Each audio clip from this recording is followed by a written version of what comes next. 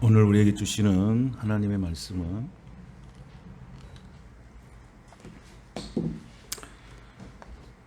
야고보서 3장 13절에서 18절 말씀 같이 보겠습니다.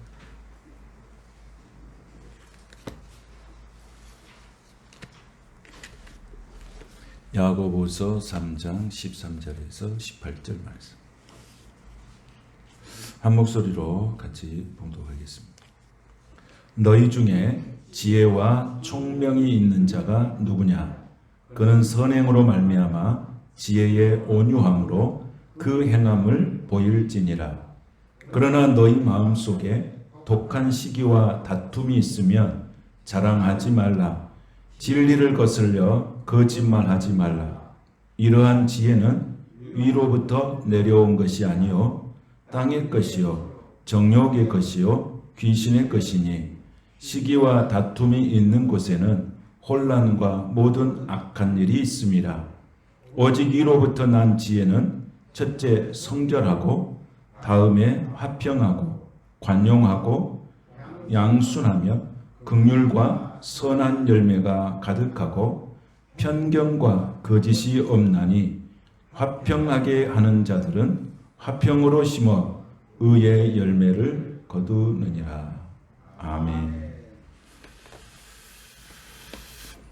할렐루야. 네. 오늘은 화평의 열매 이런 제목으로 말씀을 같이 나누겠습니다. 세상은 화평하지 않죠. 전쟁이 일어나고 전쟁의 소문이 있고 또 코로나 바이러스가 끝날 것 같았지만은 끝나지도 않고 또 계속 확산일로에 있고 항상 사람을 불안하게 하고 요동치는 세상 속에서 도대체 화평의 열매가 뭘까? 그건 우리에게 어떤 의미를 주는지 오늘 말씀을 통해서 함께 은혜를 나누기 원합니다. 이런저런 일을 겪으면서 내 마음속에도 내가 왜 이렇게 마음이 약해지고 있는가 그런 걸 느껴질 때가 많았어요. 마음이 약해지고 있구나. 그런 느낌을 많이 받습니다. 그럼에도 불구하고 또 환경이 어렵고 여러 가지 환란이 있고 풍파가 있음에도 불구하고 내 안에 속사람이 하나님의 자녀된 삶 이런 속사람이 강해 있으면 그런 무기력하고 약해져 있는 그런 삶을 이길 수 있는 힘이 있습니다. 이게 믿음의 힘이고 말씀의 힘이고 기도의 힘입니다. 어떤 일로 인해서 속사람이 이렇게 약해져 있으면 염려가 많이 생기죠. 없던 염려도 자꾸 생기고 그리고 두려움도 생기고 앞으로 나의 미래는 어떻게 될까 이런 두려움도 생기게 되죠. 뭔가 자꾸 불안해지고 자꾸 안 될 것 같은 그런 생각들이 우리 생각을 지배한다는 말입니다. 그런데 그 모든 것들을 다 잊을 수 있고 힘을 낼 수 있는 그 강력한 파워가 있는데 그것이 말씀의 힘이라고 하는 거예요. 저희 코로나 시대를 쭉 겪으면서 제가 가장 보람되게 생각하는 게 뭐냐면 우리 성도들이 매일 같이 똑같은 말씀으로 같이 그 말씀을 묵상할 수 있다는 거예요. 제가 아침에 말씀을 보내면 그 말씀을 우리 성도들이 다 같은 마음으로 딱 성경 그 내용을 똑같이 경험할 수 있고 그 말씀을 묵상할 수 있고 그 말씀을 이렇게 나눌 수 있다고 하는 것이 이 어두운 시대를 살아가는 우리에게 조그만 하나의 빛이라고 생각하고 그것을 제가 생각하는 가장 보람된 하나님이 주신 가장 보람된 사역이라 이렇게 믿습니다. 오늘도 그 말씀으로 여러분들이 힘을 얻게 되시기를 축복합니다. 그냥 그 말씀을 깊이 안 하도 말씀을 이렇게 카톡으로 오면 그냥 이렇게 한번 읽어보기만 해도 그 말씀이 힘이 되는 거예요. 왜? 그건 사람의 말이 아니고 하나님의 말씀이기 때문에 힘이 있는 줄로 믿습니다. 그래서 어떨 때 어떤 문제가 있는데 해결하지 못하는 어떤 문제가 있었는데 그 말씀을 딱 보는 순간에 문제가 해결됐다. 그런 말씀도 들어요. 그러니까 그게 얼마나 큽니까? 복잡한 인생사에서 고민하고 갈등했는데 그 말씀 한마디로 문제가 딱 해결됐다고 하는 것이 얼마나 놀라운 기적입니다. 이게 말씀의 힘인 줄로 믿습니다. 그래서 우리는 항상 소망이 있어요. 항상 어떤 상황 속에도 소망이 있는 사람이에요. 아무리 환경이 어렵고 지치고 곤고한 일들이 우리 앞에 있을지라도 우리는 항상 소망이 사람이에요. 그래서 우리가 입술로는 항상 무슨 언어를 써야 되는가? 소망의 언어를 항상 쓰는 거예요. 긍정의 언어를 쓰는 거예요. 믿음의 언어를 쓰는 거예요. 모세가 가나안 땅에 들어갔을 때 우리가 잘 아는 말씀이죠. 12사람 이렇게 정탐을 보냈잖아요. 그래서 그 사람들이 40일간 정탐하고 와서 그 사람들이 보고한 내용이 있었습니다. 40일 동안 가나안 땅을 두루 정탐하고 돌아와서 보고하기를 전혀 상반되게 보고를 하죠. 한 사람은 한쪽 부류는 된다.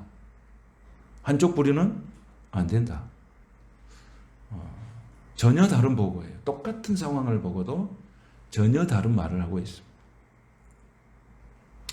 그 안 된다고 하는 것도 합리적이에요, 여러분. 안 된다고 하는 것도 합리적이고 된다고 하는 것도 합리적이에요.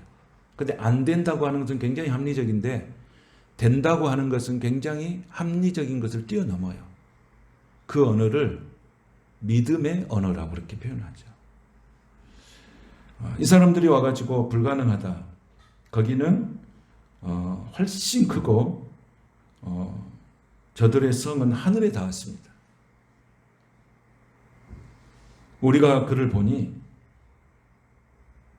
우리는 메뚜기 같습니다. 그러니까 안 되겠다는 거예요. 안 되겠다는 것도 안 되는 것에 대한 분명한 설명이 있습니다. 그러니까 이것을 인지주의에서는 뭐라고 그랬냐면 파국적 예상이다 그래요. 뭔가를 어떤 사건을 강하면 꼭 망할 것 같은 생각이 든다는 거예요. 인지주의에서 오는 거예요. 파국적 예상이에요. 불안해. 꼭 뭔 일은 일어날 것 같아. 그런데 그 일이 안 좋게 일어날 것 같은 예상을 꼭 하고 산다는 거예요. 여러분, 우리 속에 있는 근심과 염려는 왜 생기냐면 이런 파국적 예상 때문에 생기는 거예요. 인지주의에서 나오는 모든 것들이 성경 속에 있어요. 불평하고 원망하는 것은 뭐예요? 다 파국적 예상이에요. 망한다 그 말이에요. 안 된다 그 말이에요. 죽는다 그 말이에요. 이스라엘 백성들이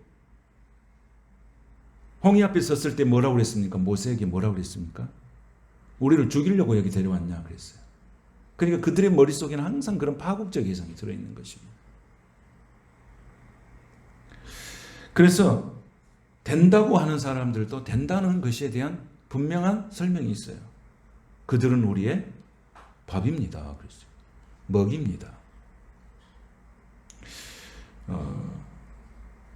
이것이 속사람이 강건했을 때하고 속사람이 약했을 때 나타나는 현상이에요. 우리가 이 세상을 살아가면서 문제가 있는 것 또는 이것이 결코 그 문제 자체는 중요하지 않아요. 그 문제를 어떻게 해석하느냐가 중요해요. 근데 그 문제는 항상 있는 거예요, 여러분. 여러분, 문제 없는 사람이 있습니까? 항상 문제는 있는 거예요. 그래서 우리가 언제나 환난이 있고 시험이 있는 거예요. 다만 우리 속사람이 강해지면 그런 것들을 이길 수 있는 힘이 있다는 거예요. 오늘 여러분들이 그런 어렵고 힘든 그런 마음과 심령이 삶의 여름이 있다면 오늘 하나님이 주신 힘으로 승리하시기를 축복합니다. 속사람이 강해지면은 내게 닥치는 유혹과 시험을 분별하는 능력이 생깁니다. 그런데 영적으로 약해지면 그 분별한 능력이 없어져 버린 거예요.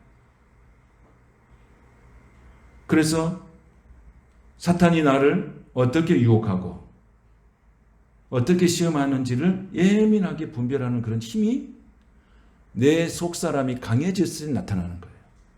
그런데 속사람이 약해지면 그 분별하는 능력이 없어져 버립니다. 그래서 우리가 잘 아는 요셉이 있잖아요. 요셉이 보디발의 아내가 자꾸 이렇게 사랑을 베풀고 친절을 베풀잖아요.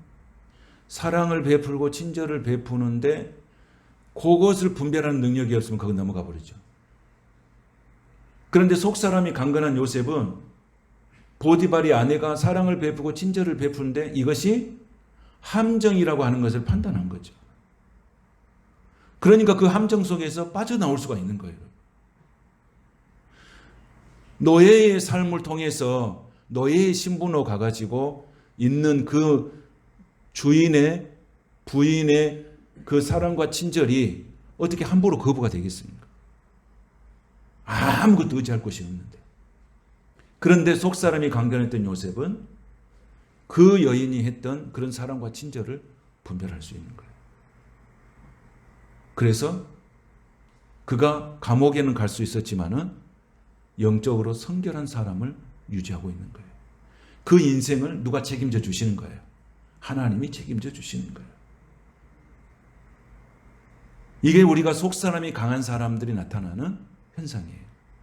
이 속사람이 강해질 때는 안 되는 것 같이 보여지지만은 결국은 되게 하십니다. 그래서 하나님은 나를 어떻게 하시느냐? 잘 되는 나로 만들어 주시는 거예요. 그래서 우리 의식 속에는 항상 생각이 뭐가 있어야 돼요? 나는 잘 된다. 좀 힘들고 어려울 때 누가 물어보면 어떻게 해요? 잘 되고 있습니다. 요즘 어려울 때 교회를 물어봅니다. 목사님 교회는 어떻게 하고 있습니까? 잘 되고 있습니다. 여러분 누가 내가 사업과 직장을 물어보면 어떠십니까? 그럼 어떻게 해요? 잘 되고 있습니다. 여러분 어떻게 계십니까? 어떻게 하고 계십니까? 어떻게 사십니까? 잘 살고 있습니다. 여러분이 하는 일은 어떻게 하고 있습니까? 잘 되고 있습니다. 할렐루야. 하나님은 이런 언어를 좋아해요. 하나님은 이런 막 짜증내고 불평스러운 이런 언어가 아니라 잘 되고 있습니다. 이런 언어를 좋아해요. 하나님은 좋아하는 언어를 쓰셔야 돼요. 우리 언어는 어떤 언어예요? 우리 언어는 어떤 언어예요? 짜증내고 불평하고 원망하고 낙심하고 절망하고 이것이 우리 언어거든요. 하나님의 언어는 단순해요. 하나님 잘 되고 있습니다. 하나님의 은혜로 잘 되고 있습니다. 이게 하나님이 좋아하는 언어예요. 그래서 요셉이 그런 수렁에서 벗어날 수가 있는 거예요. 그러니까 요셉이 판단했을 때 내가 이 유혹에 내가 얼마든지 빠질 수 있다. 만약에 내가 빠지게 되면 내 인생은 끝난다. 그런 예리한 분별력과 판단이 요셉에게 있는 거예요. 이런 예리한 분석력과 판단력은 어떨 때 나타나냐면 속사람이 강했을 때예요. 다윗도 속사람이 강한 사람이었습니다. 얼마나 다윗이 강한 사람이에요. 그런데 속사람이 약해지고 영이 흐려지니까 다윗이 어떻게 됩니까? 무너져 버리는 거예요. 다윗이라는 사람은 우리가 대표적으로 얼마나 속사람이 강한 사람이에요. 그런데 어느 순간에 영적으로 흐려지고 영적으로 무너지니까 자기 통제력이 무너져 버린 거예요. 선이 깨져버려요. 선이 넘어버리니까. 성경에 보면 이렇게 나와 있어요. 사무엘하 11장 2절에 보면 저녁 때에 다윗이 그 침상에서 일어났다 그랬어요. 언제 일어나야 맞습니까? 저녁에 일어나야 맞습니까? 아침에 일어나야 맞습니까? 아침에 일어나야죠. 아침에. 그러니까 저녁에 일어났다는 것은 뭐였다는 거예요? 시간의 통제력을 벗어났다는 거예요. 자기 통제를 할 수 없다는 거예요. 그래가지고 남의 여자를 흠모하고 죄를 범하고 그 다음에 하나님께 고통과 버림받게 만드는 거예요. 뭐 때문에 그런가요? 다윗이 원래 속 사람이 강했는데 영적으로 약해지고 흐려지니까 무너져 버린 거예요. 그래서 우리가 항상 하나님 앞에서 우리가 주여 속 사람이 강하게 해 주시옵소서. 그럼 어떻게 해야 되겠어요? 성령에 충만해야죠. 성령의 내재함이 없을 때는 절대 속 사람이 강해질 수 없습니다. 내가 의지 이런 것은 육신의 힘이에요. 근데 그 힘이 얼마나 가겠습니까? 내 육신의 힘으로 버티는 것이 얼마나 가겠습니까? 그래서 다윗은 원래 하나님과 동행하는 큰 평강의 사람이었는데 무너지니까 끝나는 거예요. 여러분 우리 주변에도 그런 사람 많이 보잖아요. 저렇게 영적으로 충만했고 건강한 사람들 어느 순간에 보니까 선을 넣어버리고 나락으로 떨어진 사람 우리를 얼마나 많이 경험할 수 있습니까? 오늘 사랑하는 모든 성도 여러분 속 사람이 강해지시기를 축복합니다. 그러면 다 이겨낼 수 있습니다. 문제나 환난과 시험은 누구에게든지 있습니다. 중요한 것은 그 문제를 어떻게 해석하느냐 그리고 그것을 어떻게 돌파하느냐 그걸 어떻게 이겨내느냐가 중요하죠.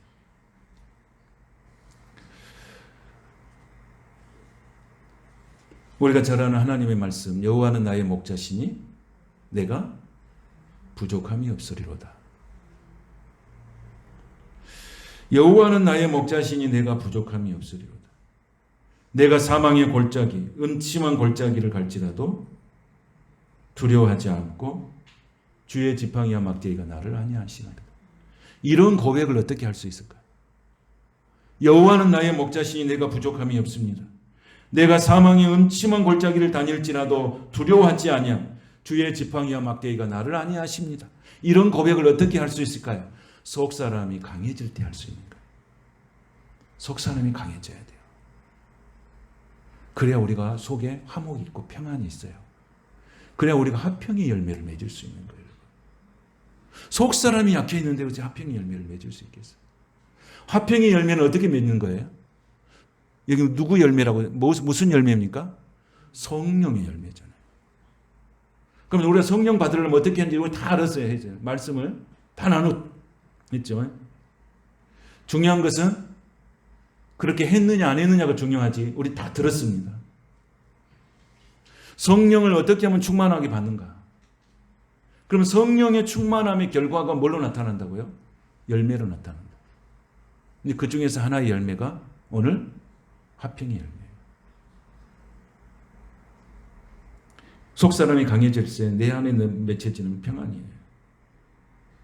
여러분 속 사람이 강해지지 않으면 오늘 우리가 예배를 드렸음에도 불구하고 밖에 나가면 불편하고 마음이 짜증이 나고 그런 거예요. 그래서 하나님 앞에 우리가 예배할 때 하나님이 내게 하나님의 의로 하나님의 평강으로 하나님이 주신 위로함으로 가득 채워주시라고 우리가 간절한 마음으로 우리가 예배해야 하는 거예요.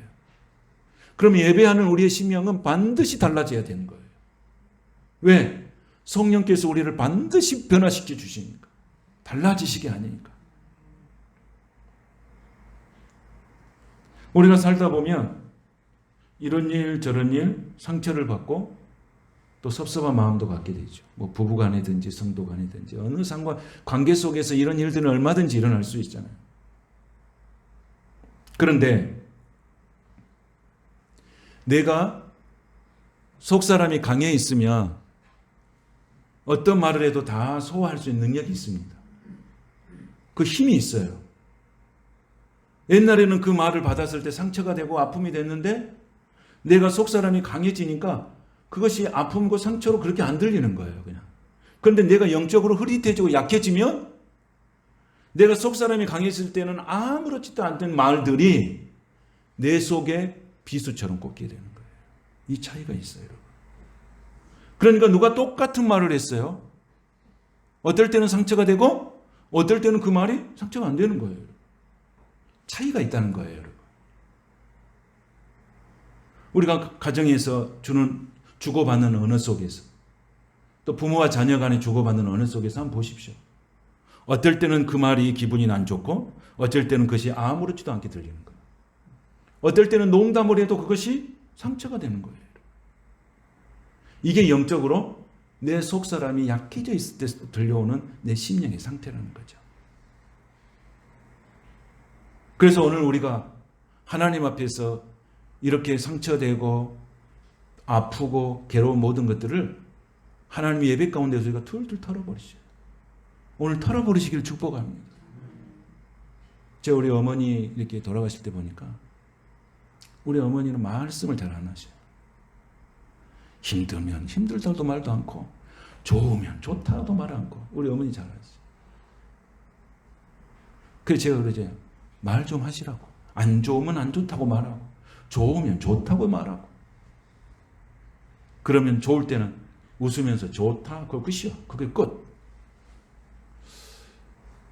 나중에 보니까 우리 어머니가 아파서 이렇게 쭉 보니까 화병이 걸렸대요. 화병. 화병이 암이 되는 거예요. 이것을 잘 참고 살았어. 참았어. 누가 말해도 다 참았어. 참는 것까지 좋았어요. 평화를 위해서 참는 거잖아요. 화평을 위해서 참는 거잖아요.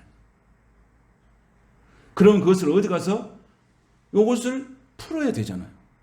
뭔가 풀어야 되잖아요. 이 참고 있는 걸 사람한테 풀지 않기 위해서 참는 거잖아요. 그럼 풀어야 되잖아요. 근데 우리 어머니는 그것을 하나님 앞에 나가서 팍 푸는 걸 잘 몰랐어요. 그냥 참고 사는 것이 좋은 건 줄 알았어요. 나중에 보니까 그게 독이 되고 그게 병이 되고 결국 모든 것이 무너지는 거예요. 여러분, 우리가 사람과의 관계 속에서는 항상 인내가 필요해요. 지난 시간에도 우리가 하나님 말씀하셨죠. 뭘 온전히 이루라고요? 인내를 온전히 이루라고 하셨어요. 그렇다면 그 인내는 잘 참고 견디는 거예요. 누구 때문에 잘 참고 견디는 거예요? 예수님 때문에. 그런데 그 인내와 그 참고 견디는 것들을 하나님 앞에 나와서 다 토해내야 돼요. 이래야 내가 사는 거예요, 여러분. 그걸 사람한테 토해내면 독이 되는 거예요. 그 사람 죽어버리는 거예요. 그러니까 내 속에 있는 것들을 하나님 앞에 나와서 다 토하셔야 돼요. 교회에 나와서 예배 가운데 아니면 개인적으로 기도 가운데 이 속에 있는 걸 다 풀으셔야 돼요. 그래 내 안에 뭐가 오요? 평안이 찾아오고 화평이 찾아오는 거예요, 여러분.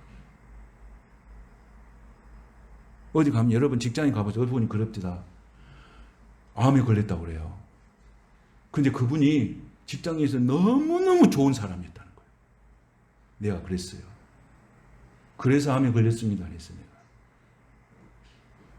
여러분, 직장에서 내가 직장 관계 속에서 내가 그걸 잘 참고 견디면 잘한 거죠. 평화를 위해서, 화평하기 위해서. 그러면 그것을 내뱉을 수 있는 공간이 있어야죠. 잘 참고 견뎠던 것을 내뱉을 수 있는 공간이 있어야 되잖아요. 그걸 어디서 내뱉어야 돼요? 하나님 앞에. 우리는 하나님의 자녀들이니까 하나님 앞에 가서 내뱉어야 돼요. 그걸 가르쳐 줘야 돼요. 그걸 가르쳐야 돼요. 여러분, 세상에서 정말 착하다, 좋은 사람이다, 막 이런 사람 만나보세요. 말은 안 하지만 속에는요, 골마 있는 것들이 상당히 있어요.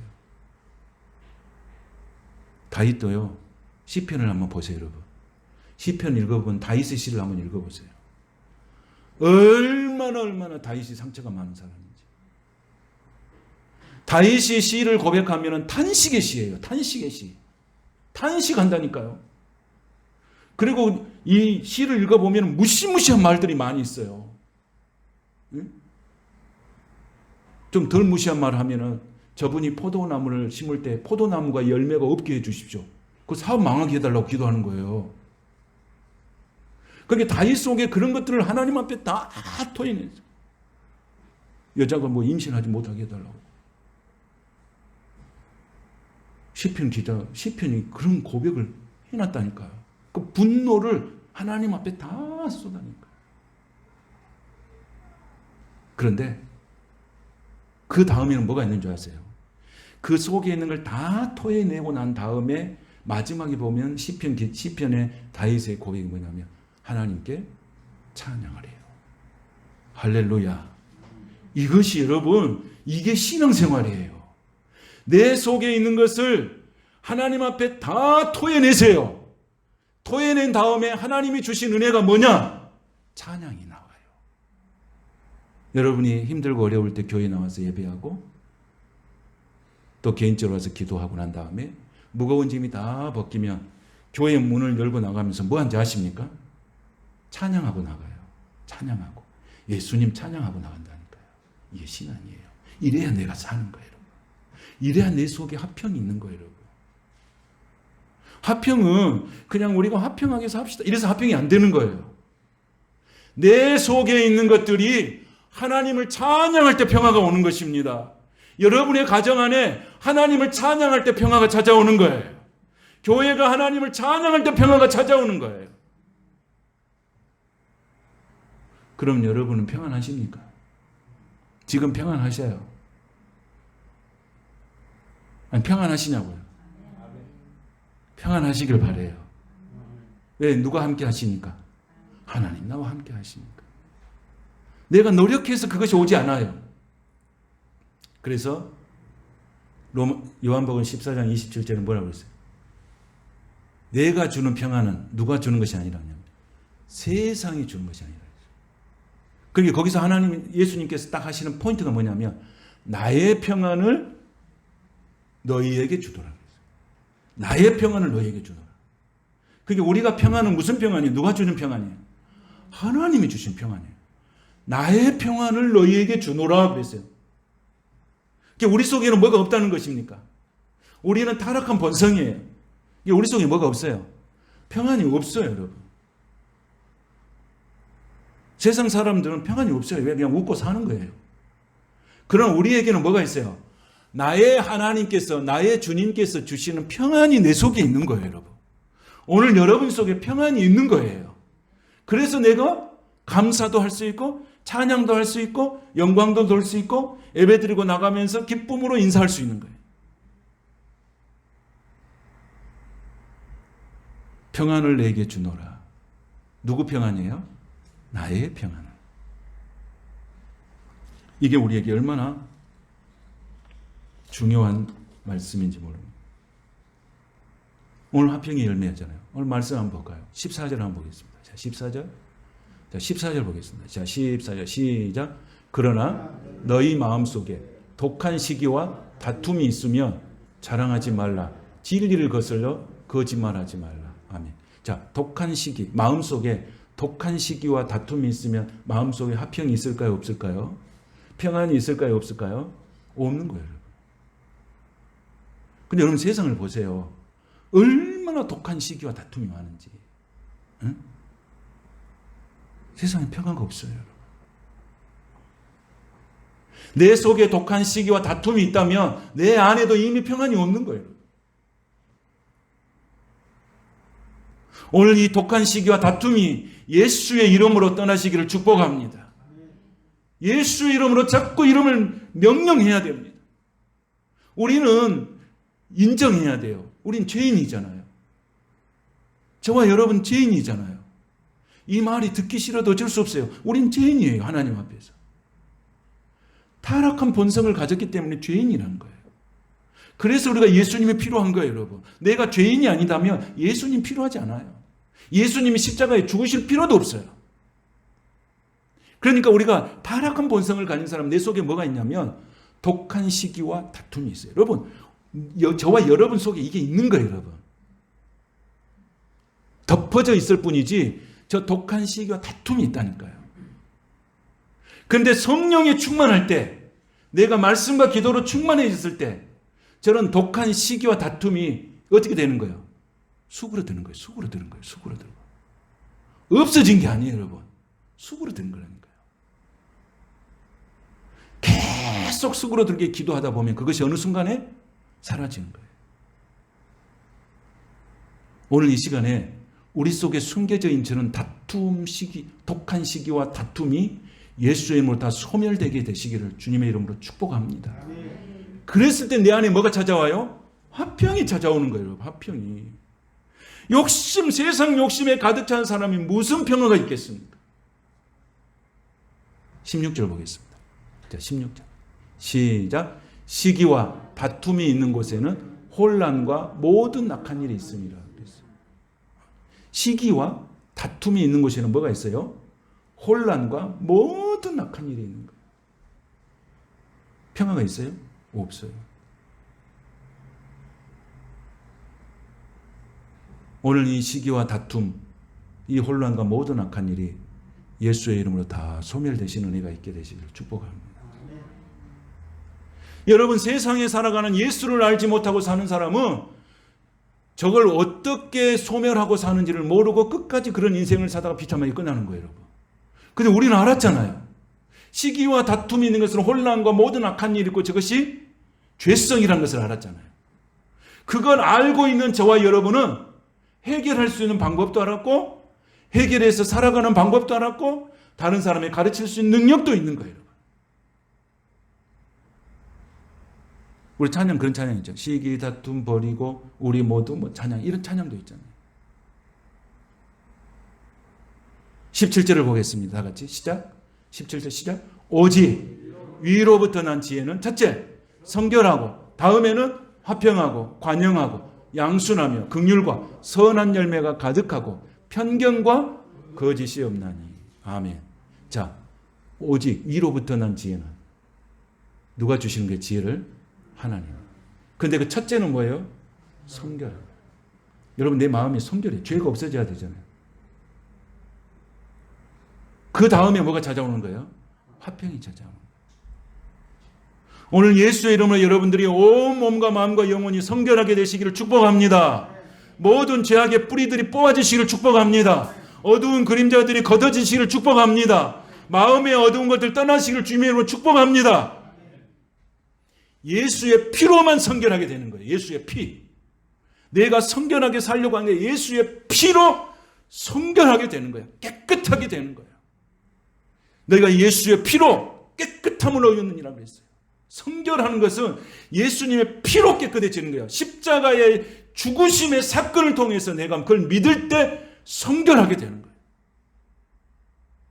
그 다음에 뭐가 찾아와요? 그 다음에 뭐가 찾아와요? 화평. 그게 뭐가 먼저겠어요? 내가 화평의 열매를 맺으려면 뭐가 먼저겠어요? 내 속에 있는 죄 문제를 해결해야 되죠. 죄 문제를 해결하셔야 돼요. 죄를 털어버리셔야 돼요. 죄는 어떤 모양으로도 버리셔야 돼요. 이런 훈련을 자꾸 하셔야 돼요. 그런데서 죄가 없어집니까? 또 죄가 도살이잖아요. 그래서 우리가 사는 것은 어떻게 살아요? 하나님의 습관대로 사람이 사는 게 아니고요. 죄의 습관대로 사람이 살게 돼 있어요. 여러분이 가만 보세요. 내가 어떤 습관대로 사는가? 이스라엘 백성들이 광야에서 그렇게 원망하고 불평하고 그 백성들을 하나님이 재앙으로 죽였음에도 불구하고 그들은 깨닫지 못한 거예요. 하나님의 방법대로 안 살아. 누구 방법대로 살아? 자기 방법대로. 죄의 질서대로 사는 거예요. 오늘 하나님이 위로부터 난 지혜를 하나님이 허락하셔서 여러분들의 몸과 마음과 영혼과 심령이 예수의 피로 깨끗함을 입게 되시기를 축복합니다. 그 다음에 화평은 당연히 오는 거예요. 여러분 가정에 죄가 들어왔어요. 그 가정에 평화가 있습니까? 아담과 하와가 살았을 때 그 가정에 평화가 있었어요. 죄가 들어와서 그 가정은 망하게 된 거죠. 평화가 없어요. 교회 안에 죄가 들어오면 평화 안 해요. 가정 안에 죄가 들어와도 평화하지 않아요. 나라 어떤 곳에도 죄가 들어오면 평안하지 않아요. 이 문제를 해결해야 성결해질 수 있는 거예요. 그리고 평화가 찾아오는 거예요. 18절을 보겠습니다. 시작. 화평하게 하는 자들은 화평으로 심어 의의 열매를 거두느니라. 아멘. 화평하게 하는 자들은 뭘 심는다고요? 화평을 심는 거예요. 이 화평케 하는 사람들은 어디 가도 화평한 사람이에요. 가정에 가도 화평하고 교회에 와도 화평하고 어디 가도 이 사람은 화평의 사람이 되는 거예요. 근데 중요한 것은 그 화평을 어디서 얻어지는 화평이에요? 위로부터 얻어지는 하나님은 주는 거예요. 그럼 교회에 오면 짜증내야 되겠어요? 평화를 말해야 되겠어요? 교회에 오면 이 사람이 짜증낼까요? 교회로 오는데. 영적으로 약해져 있으니까 그래요. 아까 이야기했죠. 영적으로 약해 있으면 짜증스러운 거예요. 그런데 영적으로 내가 강해 있으면 아무리 짜증스러운 일이 교회 안에 있을지라도 다 이겨내는 거예요. 교회니까. 하나님의 집이니까. 그럼 교회는 항상 어떻게 해야 돼요? 짜증스럽고 힘들고 곤고한 사람들이 들어와서 즐거움을 경험하는 게 교회예요. 그래서 교회를 뭐라 그래요? 잔치집이라 그래요. 잔치집.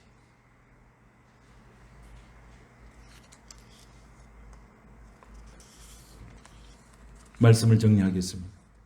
하나님께서 우리는 화평의 사람이 되기를 원합니다. 저는 여러분들이 화평의 사람들이 되시기를 원합니다.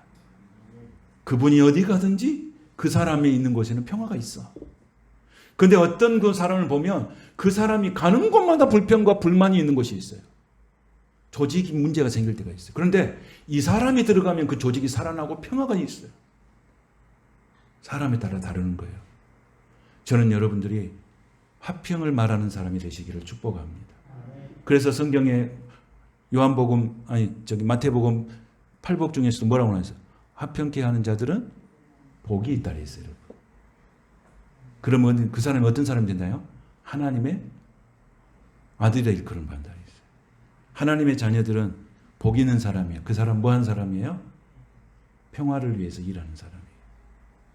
저는 여러분들이 성령 충만해서 내 속에서부터 내 안에서부터 하나님의 평안이 충만하여 믿음으로 강건하여 성숙하여서 내 안에도 평화가 있고 내가 가는 가정도 평화가 있고 교회도 평안하고 내가 가는 사회, 직장, 사업장 어느 곳이든지 나로 인하여서 평화가 임하는 그런 아름다운 열매들이 맺혀지는 축복의 사람들이 되시기를 주님의 이름으로 축원합니다. 거룩하신 하나님 감사합니다. 오늘도 주 예수를 바라보게 하여 주시옵소서. 내가 예수를 바라볼 때 다투고 싸울 사람이 없어지고 사랑하지 않을 사람이 없습니다. 용서하지 않을 사람이 없습니다.